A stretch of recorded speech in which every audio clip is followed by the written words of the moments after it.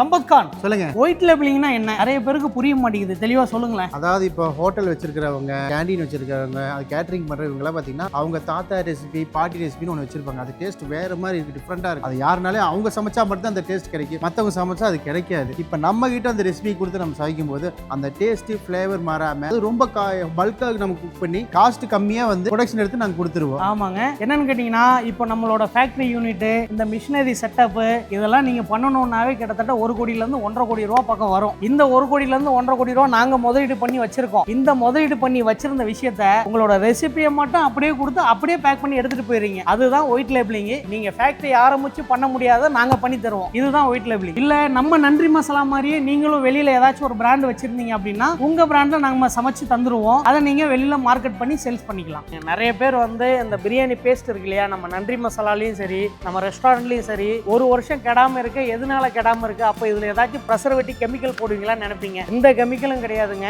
இந்த ஆட்டோக்ளோவ் மிஷினுக்குள்ள பிரியாணி மசாலா உள்ள போயிட்டு இவர் சொல்ற மாதிரி 2 மணி நேரம் 2.5 மணி நேரம் கழிச்சு வெளியில வந்துருச்சுன்னு வைங்களேன், கிட்டத்தட்ட 1 வருஷம் நம்மளுக்கு கெடாதுங்க. அந்த பாக்கெட்டை பிரிச்சுட்டோம்னா 5 மணி நேரத்துல கெட்டு போயிடும். எந்த ஒரு பொருள் கெடுதோ அது வந்து உடம்புக்கு கெடுது கிடையாது. பாக்கெட் நம்ம பிரிக்கிறோம் இல்லையா, 5 மணி நேரத்துல கெட்டு போகுதுல, இதுதாங்க விஷயம். பாக்கெட்டை பிரிக்காம டேமேஜ் ஆகாம நம்ம பாத்துக்கிட்டோம்னா 1 வருஷம் பக்கம் கெடாம இருக்கும்.